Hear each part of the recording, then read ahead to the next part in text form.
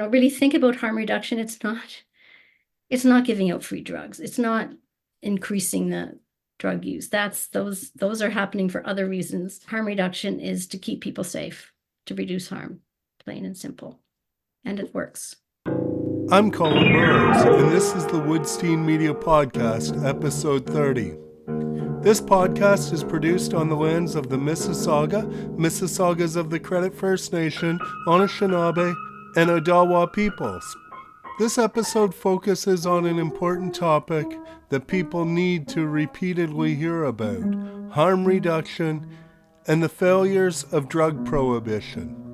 Ruth Fox, Regional Director for Ontario of Mums Stop the Harm, spoke to me about her experience losing her son, Trevor, who died from accidental drug poisoning in his home. Trevor was 25 years old and had a full and promising life ahead of him in the community in which he lived and worked.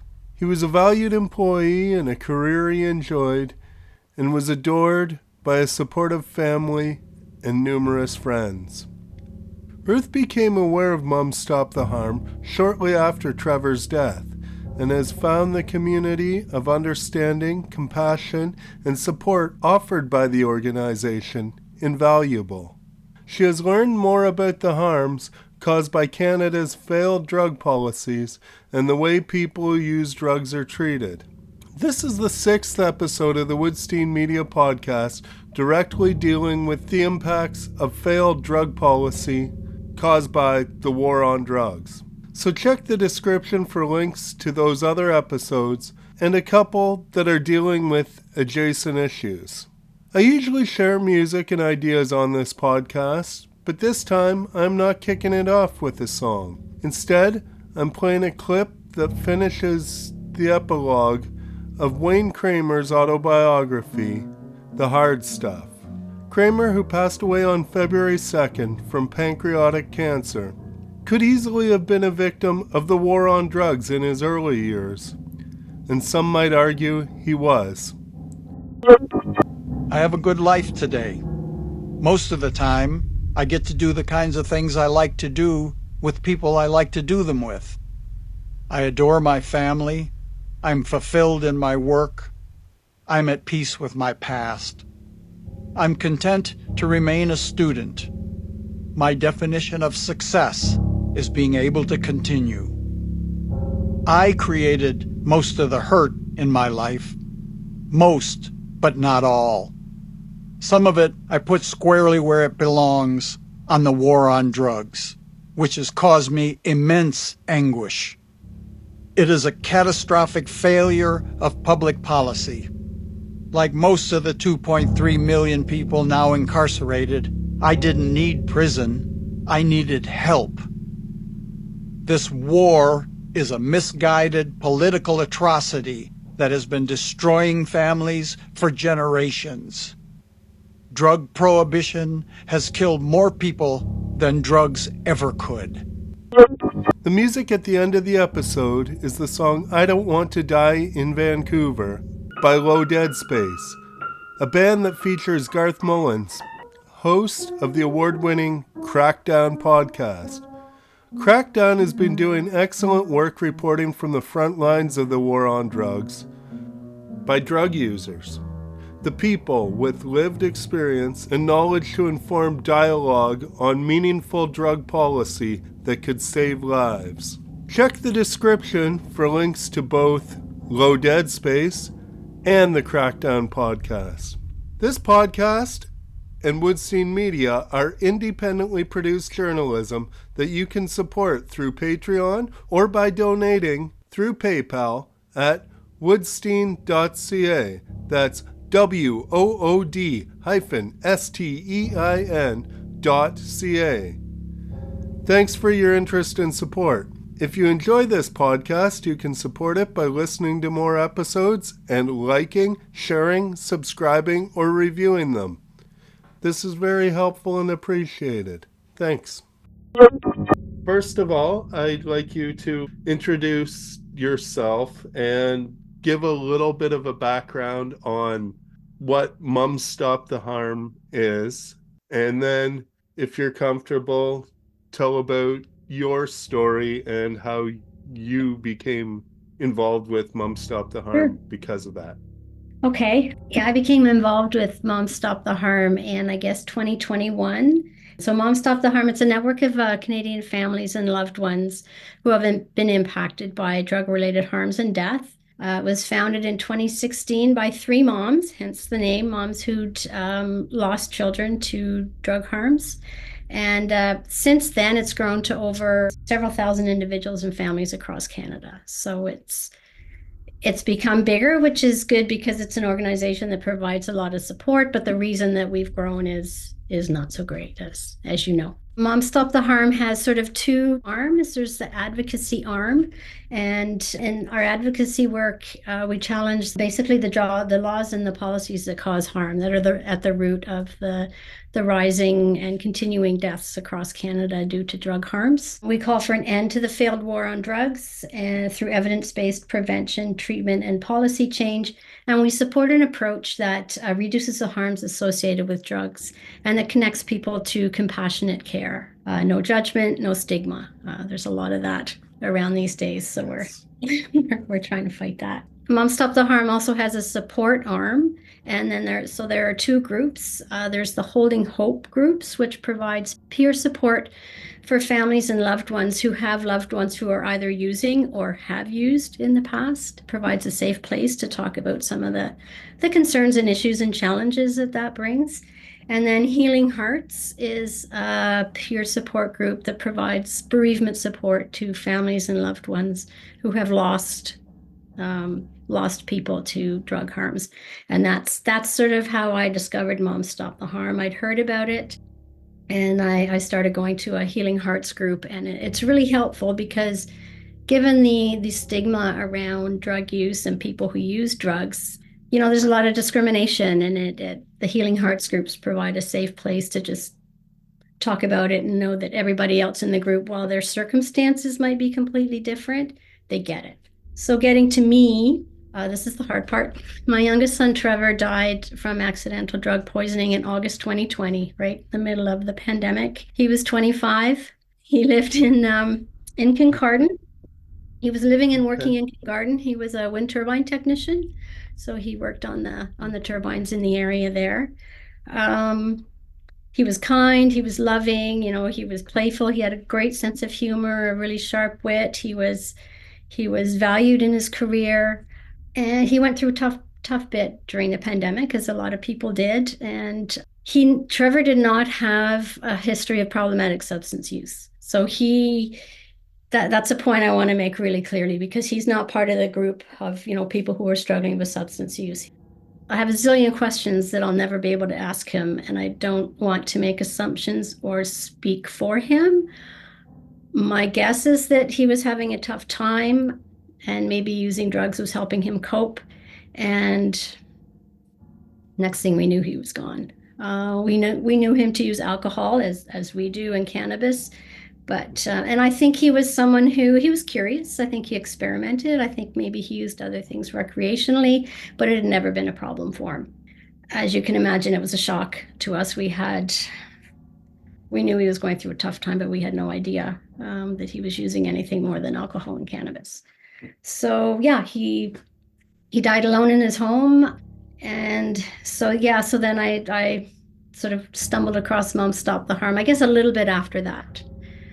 And I'm not an expert in drugs, in using drugs, or in drug policy. I've not traveled that awful and heartrending road of supporting someone who has problems with substance use. So I can't speak from that experience. But the more I learned after Trevor's death, the more I saw the harms how discriminatory our policies are, and the harms that prohibition is causing, and having experienced that directly too. So, it's too late for Trevor, but I felt compelled to become involved because I want to honor him and the life that was stolen from him by pushing for change. One of the things that I learned in that horrifying first year was that when you lose a child, you don't stop being their parent. What you have to figure out, and the really hard thing, is to figure out how to parent them when they're gone.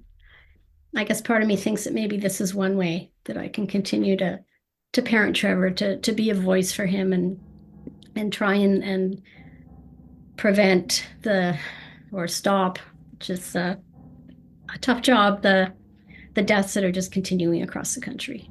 Yeah. And when you say across the country, it's not like in some of this, I refer to things in BC. Mhm. Um, but when I was listening to you there, I might have bumped into Trevor. I was working for the Kincardine Independent around that time, writing Wow. news for that. Yeah. So I might have even wrote something about that but yeah, so Bumped into him in it's the convenience store or something. Yeah. yeah, exactly. And I that experience it is definitely you saw my one of my sons pop in. I have young sons who are just getting out and entering the world themselves, and that's something none of us really No. want ever to experience or need to experience in a lot of cases.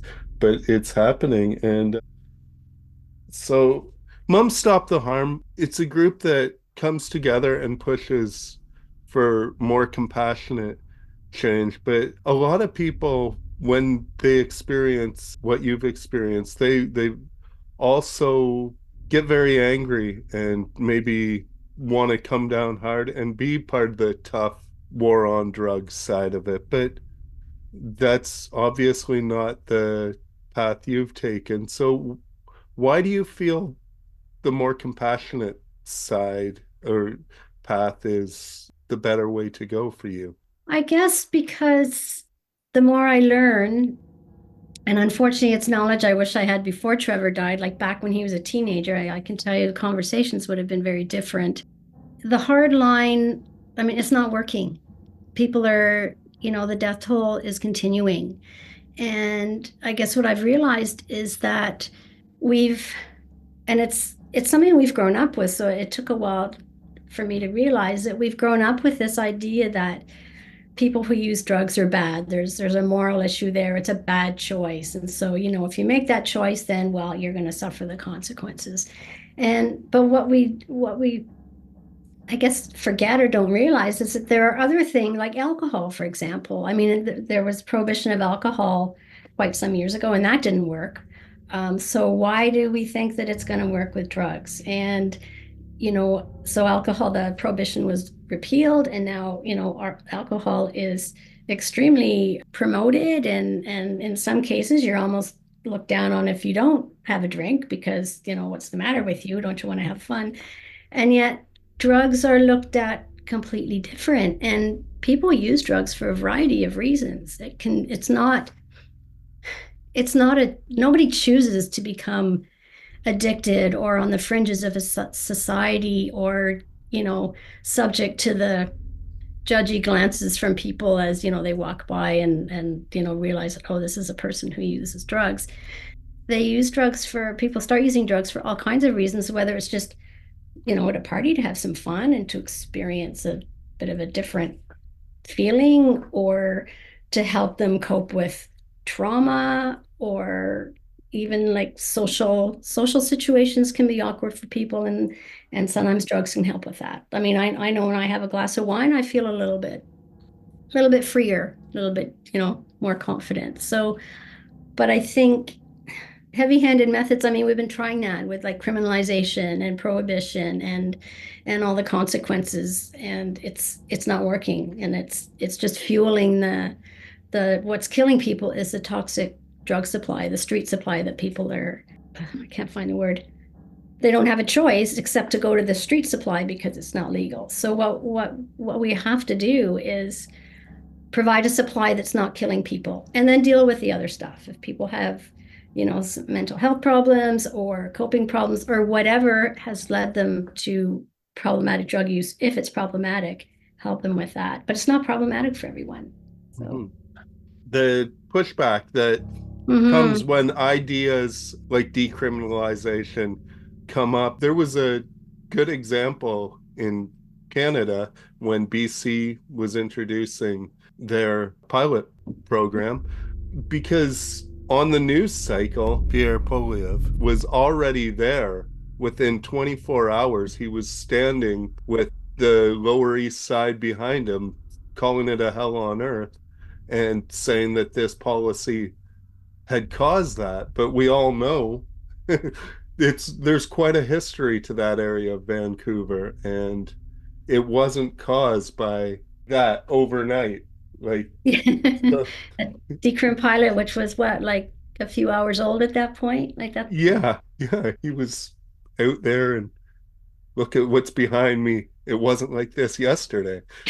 But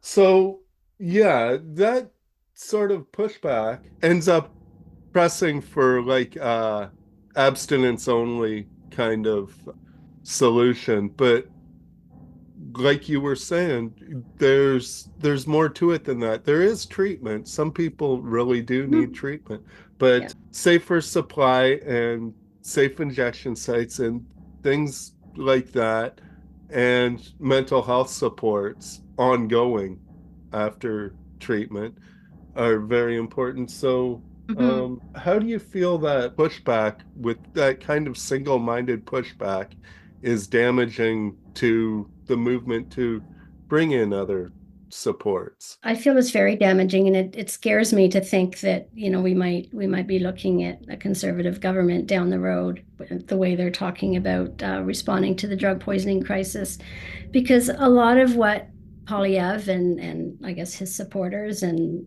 other people who are sort of following that line of thinking are saying is it's not based on evidence. It's misinformation, and it's sort of manipulating the public. The public does a lot of the public doesn't realize or doesn't understand, and this kind of rhetoric doesn't help them. It paints a picture of situations like the downtown east side, and that this is, if we don't crack down on drugs, and it's going to get even worse. Well, I think the crackdown has led to where things are at right now in places like that, and so cracking down even harder is not going to.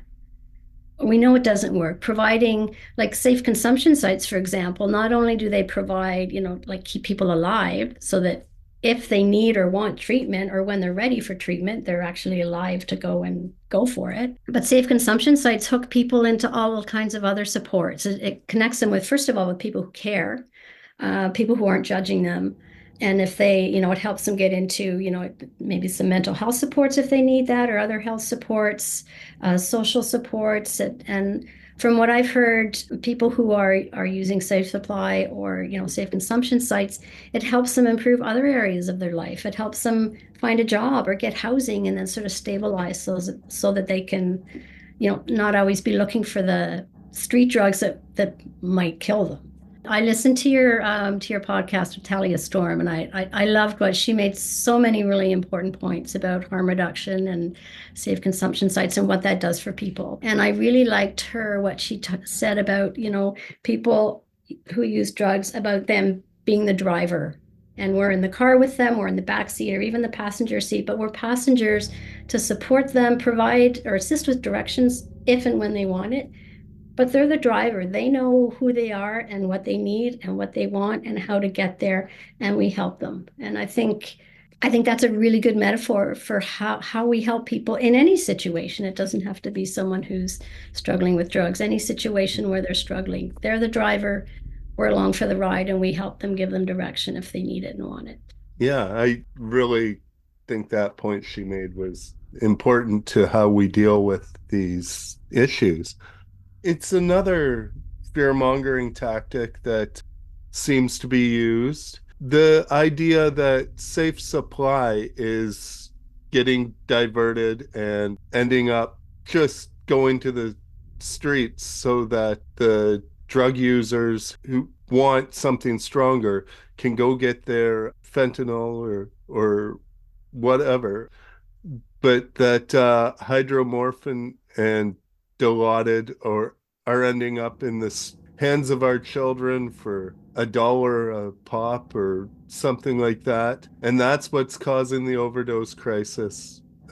Again, like, these ideas are such strong fear mongering, but they're not really the reality of the situation. No, and they're not based on evidence. Absolutely not. I'm going to ask you to speak, even though you're not an expert, a little more specifically about safer supply and the benefits and what that does for us in reality, as opposed to just getting to the street and getting into the hands of our children. Yeah, safer supply, and I know that's a term that's being thrown around a lot, and it's sort of being tainted, I guess, in a sense, by the rhetoric and the political sphere.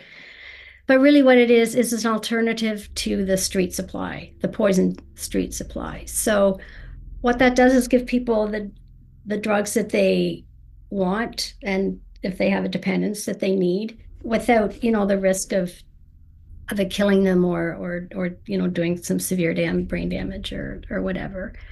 You'd mentioned diversion too. So one of the, and I know that's a big topic of conversation, but one of the things to keep in mind is that diversion isn't a new thing. I mean, people have been sharing or selling or whatever their drugs, whatever it is, whether it's pharmaceuticals or prescriptions or something, they get off the street for years. Kids have been raiding their parents' medicine cabinets for years. Like, it's not the result of harm reduction approaches such as safer supply and that sort of thing. What it could suggest is that people who are receiving safer supply, whatever that is, it's very controlled, and often, from what I understand, it's not what they want. It's not a replacement for what they're actually using or maybe have a dependence on, if that's the case. So they might be, in some cases, they might be selling it or to then get what they really need, what's going to, keep the withdrawal from them. Yep. In other cases, like the people who use drugs, the communities, they're people that take care of themselves because the system is not, right? So they'd rather, I've heard stories of someone who has safer supply sharing it with a friend who really needs something because they don't want them to, be at risk of using from the street supply and then maybe, having an overdose. So in some cases it's that, but it's not. And I don't know, in my mind, if it was my kid on the street, I'd rather him use somebody else's safer supply than what's being sold on the street, the toxic supply on the street. Yeah, and I've also been hearing that, like, the streets are not flooded with it. No. Like we're hearing, because a lot of the programs are too small to meet the demand. Yeah. And that's the other thing, the people that do have access to safe supply, like I think I heard a stat out of BC, I think it was, less than 5% of the people who could benefit from safe supply have access to it. So that's a small number. So how can you make, sweeping generalizations or statements about, it's clearly not working because look, we still have, what's going on the downtown east side. Well, probably most of those people don't have access. So they're not benefiting from any harm reduction efforts. The Conservative Party has been saying if they win the next election, which they very well might, they will come down extremely hard on drug users and traffickers. We've all seen the evidence and read about it and talked to people about it, that when one supplier is taken off the streets, another one will step in, and quite often it'll be with drugs that are more contaminated than the last, or maybe just contaminated with something different, and people won't be expecting it. So the question I'm getting at is how these harsh policies, and quite often they dehumanize drug users in their language and encourage people and police at times to dehumanize as well. Is there a way you would suggest making these policies, even if we can't get them to stop making these policies, is there a way that they could be more sympathetic to drug users instead of dehumanizing? I think the best way to do that is to involve people who use drugs in the policy development. As you know, I worked in policy. I worked in staffing policy with the federal government, which is a whole other different domain than what we're talking about here. So not a lot that I can, take from staffing policy to this. But the one thing I did learn over and over again is that any policy that you're developing or even maintaining, it has to be done in consultation with direct consultation with the people that are going to be affected by it. Like you can't write a policy and then throw it out there that has, nothing, no consultation, no talking to the people that are going to be affected by it. Throw it out there and expect it to work, to do it, what you want it to do. And then sort of working in this realm or getting involved in this really drove that home. In the case of people who use drugs, they are the experts. They know what's going on in the drug world. They know what the challenges are. They have all this lived experience that we really need in order to develop drug policies that are not dehumanizing, that take their needs into consideration, that are humane, respectful, that don't discriminate, and that don't stigmatize. All drug policy right now is just, it's got this kind of underpinning of, if you use drugs, you're bad. So we decide, government knows best, or whoever knows best, we decide how we're going to deal with you because of this decision or choice or whatever that you've made. And that doesn't help anybody. Yeah. So that's what I would say. Yeah, the importance of and even when you're talking to people on this subject, and I know you've talked to people who you talked to, Eris Nix and Garth Mullins and people like that who have a lot to say and a lot of really good experience and knowledge to share that could really inform drug policy going forward. Mm-hmm. Both of them were always saying the line that drug activists use. I believe it's nothing about us without us. Without us. Yeah. Yep, that's it. And I totally agree with that. And that's something that Don't Stop the Harm believes very, very strongly in, that people who use drugs have to be at the forefront of drug policy and dealing with the situation. Treatment first approaches don't seem to take into account the failure rate of treatment too, and the wait times, and the fact that a large number of people who overdose have not been heavy users.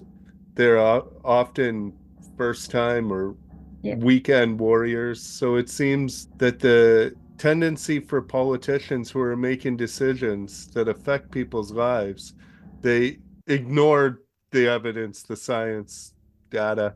Do you have something that you'd like to, I mean, you kind of just maybe said that in your last answer, but directly to, and it sounds like your son might have been one of these people who wasn't a big user, and then it happened. Yeah. Do you have a message to the politicians on that side of it? Yeah, forced treatment, because especially in Alberta, there's a lot of talk about, this is the solution. And I know there are people who have gone or been sent to forced or abstinence-based treatment, and it's worked for them. So I don't want to say it's no good. I know it works for some people, but like everything, every person is different, and what works for one person on anything, drugs included, might not work for someone else, or might work with some tweaking. So as far as treatment goes, I think treatment's important, and there needs to be treatment available and accessible for people when they're ready for it. As you said, the success rates of forced treatment and in some cases abstinence-based treatment aren't great. And one of the problems is that for forced treatment, if someone's forced into treatment and abstinence-based treatment, and when they weren't ready for it, it wasn't something that they felt they needed at that time, then once they come out, if they relapse, which is probably pretty likely if they weren't ready for it in the first place, their tolerance is way down, and the possibility of overdose is even higher than it was before. Add in the fact that the toxicity of the street drugs it just keeps going up and up. Yeah, so I think treatment has to be available because it does work for some, but not not forced, when people are ready for it, when they need it, when they want it. And then in the meantime, there's a whole toolbox of things that can be available for people, and like health supports, social service supports.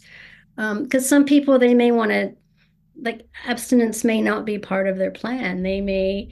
I think there's a lot of people that use drugs and don't have any problem with it. And they, as you said, they might use on the weekend, or maybe, in the evening after a tough day at work, just to relax, like many people use alcohol, and it's not a problem for them. But so we can't say that treatment is a solution, because, as you say, that wouldn't have helped Trevor. Trevor wouldn't have qualified he wouldn't have been eligible for treatment if it was available.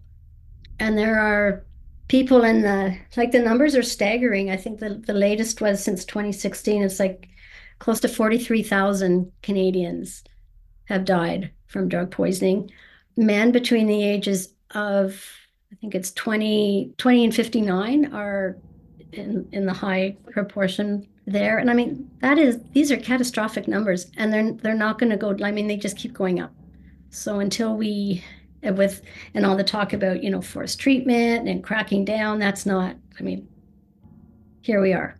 So it scares me to think that might be sort of where all the money is going in terms of trying to deal with this crisis, because we're just going to lose so many more people. Yeah. 22 a day right now. Yeah. And I mean, it's a sad thing to think of, because most of us, even if we haven't lost someone close, like right within our family, there's like, I can think of several people who I used to meet, and and they're all gone. Yeah. Can you tell me some of the failings you see in an approach that singularly focuses on treatment? Absolutely, yeah. It's an approach that excludes a number of people. So, as I had explained to you, my son Trevor he did not have a diagnosis or a problematic substance use. So treatment, I mean, right there, he would not have been eligible for treatment. What's killing people is the toxic drug supply, the street supply that is loaded with, well, people don't know what they're taking when they buy it. And people are using drugs who are also living full and productive lives, as my son was. There are kids experiment, we can't deny that. Kids are going to experiment with drugs. Students use drugs to stay awake, to study, to party. And I would say that professionals use drugs as well. I'm hearing more and more that, like people with a very hectic work personal life balance, or working a lot of hours, need to sort of find that sometimes that drugs help them stay on top of things. And we have people who use recreationally on the weekend or in the evening or whatever, who do not have a substance use disorder diagnosis. So a recovery oriented or treatment oriented approach excludes those people. So right away, there's a whole bunch of people that are not protected from the toxic street supply, because that is what is killing people. And then the other thing is that a recovery oriented approach sort of waits until somebody has a diagnosis of a substance use disorder before they're given any help or assistance or whatever, and also assumes that they're ready and wanting treatment, and that recovery or abstinence is what they want, and we can't assume that for anybody.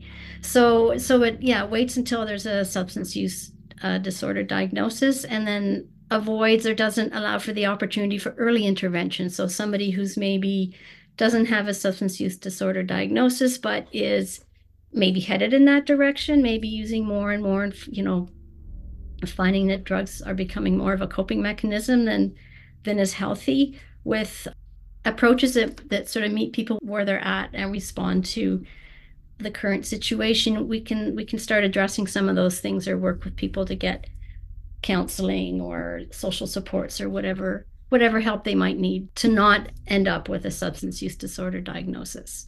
And interestingly, just last night, I saw, I think, an article in the St. Albert Gazette talking about Alberta's blaming the so-called addictions crisis for the death toll. But this article is saying that data over the last 10 years does not show an increase in substance use disorder diagnoses. yet the death toll is going up. So there's a bit of an imbalance there, I guess. So yeah, that's how I would answer that question. It's one thing, and like as with a lot of things, there's rarely one solution to fit everyone. We can't take a cookie cutter approach to apply to everybody's different. Like every fingerprint is different. So yeah. And in there, you were talking about people who feel they're not ready for treatment or abstinence. And sometimes when that's the only approach given, it seems to allow that stigma that if you don't want it, you're bad. You're a drug fiend. Yeah, something. exactly. Here we're trying to help you, and you obviously don't want our help. So, whatever happens to you is your fault as a result of this choice. Absolutely perpetuates the stigma, the judgment, the discrimination. Is there any other points that you want to leave with?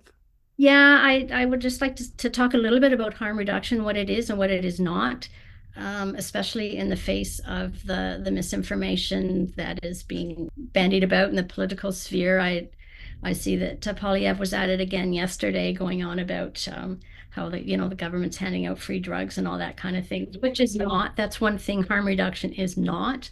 The people who are receiving safe supply, it's very regulated. It's not just being handed out like, from an ice cream truck. It's not being handed out to kids. Harm reduction is, and specifically safer supply, or another word for it is regulated alternative to the toxic street supply. It's not that in its harm reduction is not causing substance use disorder, and it's not increasing drug use. It's actually put in place in response to an increase in deaths from drug use. What it is, it's not new, and it's essentially approaches to reduce harm, recognizing that some activities or behavior carry some risks and putting in place some safeguards to mitigate those risks. For example, driving. Driving is risky, so one of the harm reduction technique is seatbelts. We're all required to wear seatbelts. Boating can be risky, so we wear life jackets. Biking can be risky, so we wear helmets to prevent brain damage from a fall. So these are examples outside the drug use context.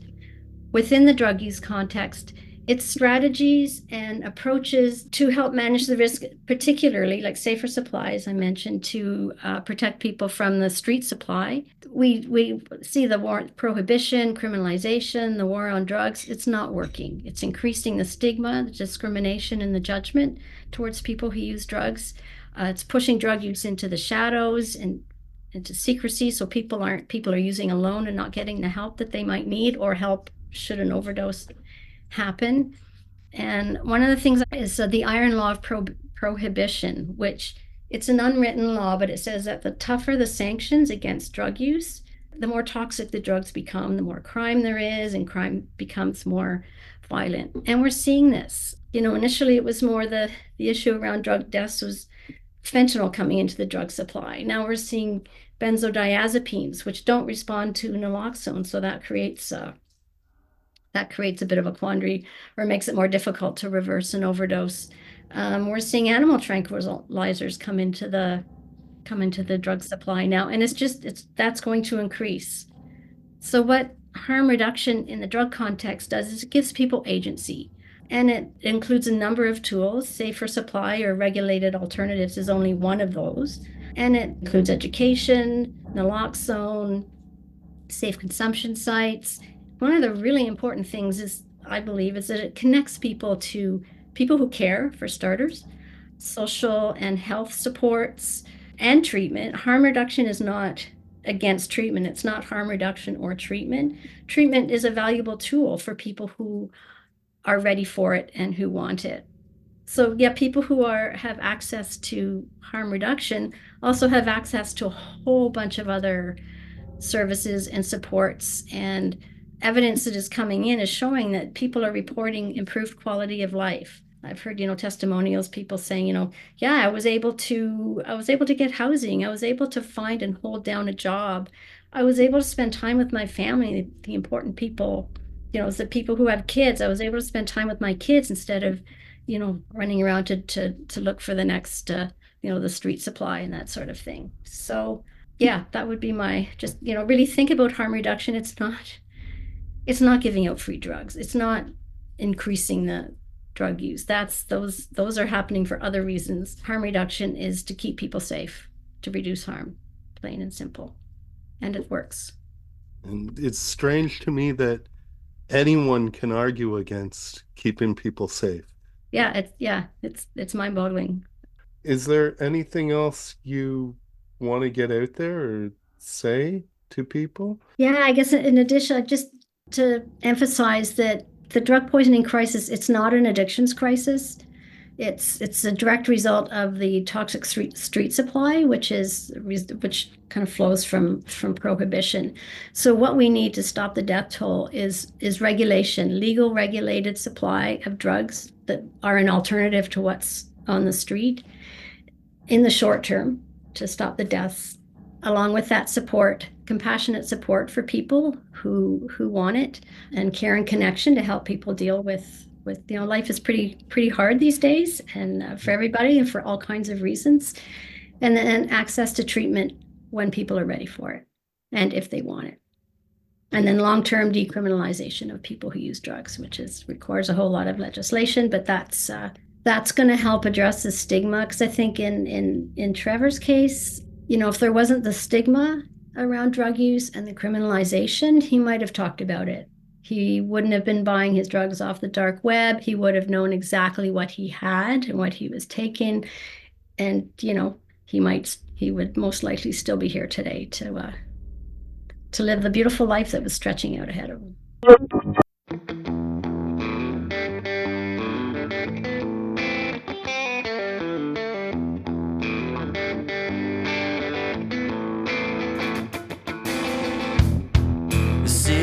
She's a bruiser.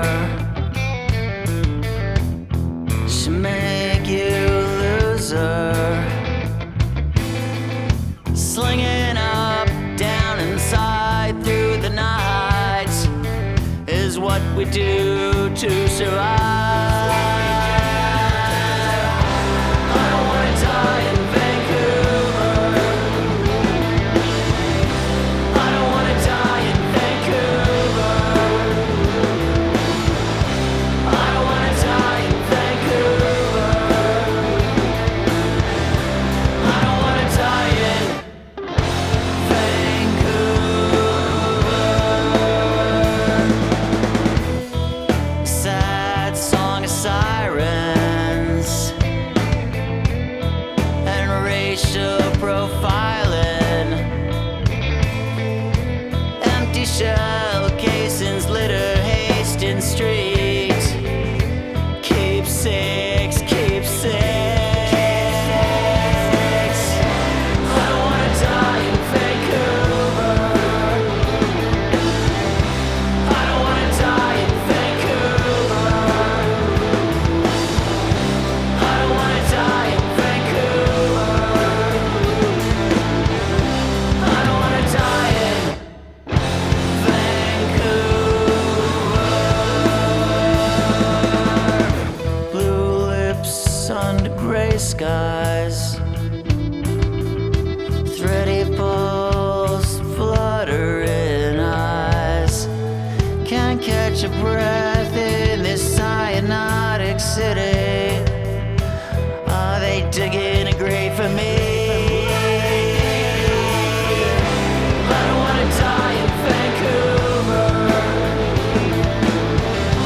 I don't wanna die in Vancouver. I don't wanna die in Vancouver. I don't wanna die in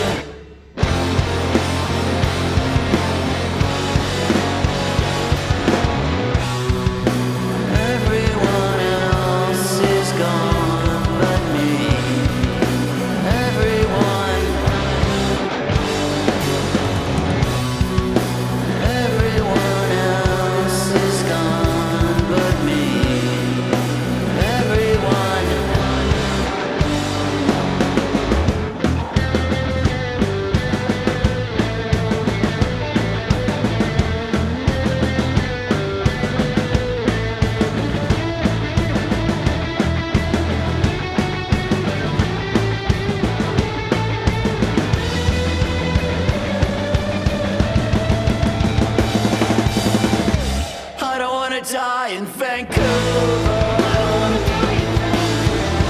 I don't wanna die in Vancouver.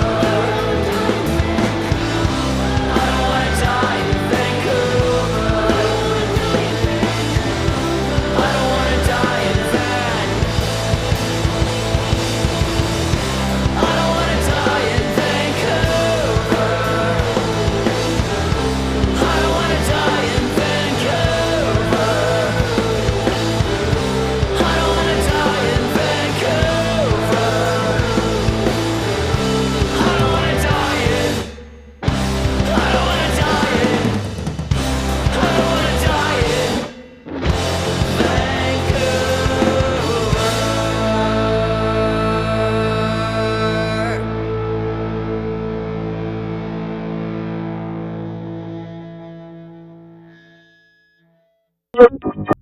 Thank you for taking the time to talk to me. And Thank you. I've listened to a few of your podcasts now, and I love the work you're doing. So thank you. Thank you Oh, for shedding light okay. on a really, really important subject. Okay, thank you. I'm happy to hear that. Thank So, you. bye. Take care, Colin. You too. Thanks for listening, and thanks again to Ruth Fox for the interview. In the description of this episode, you can find links to learn more about Mums Stop the Harm, the topics we talked about, and the music played on this podcast. Visit woodstein.ca, that's WOOD-STEIN.ca. You can support this podcast by becoming a patron at patreon.com/Colin Burrows. Like, share, comment, follow, and support Woodstein Media and this podcast, and have a wonderful day.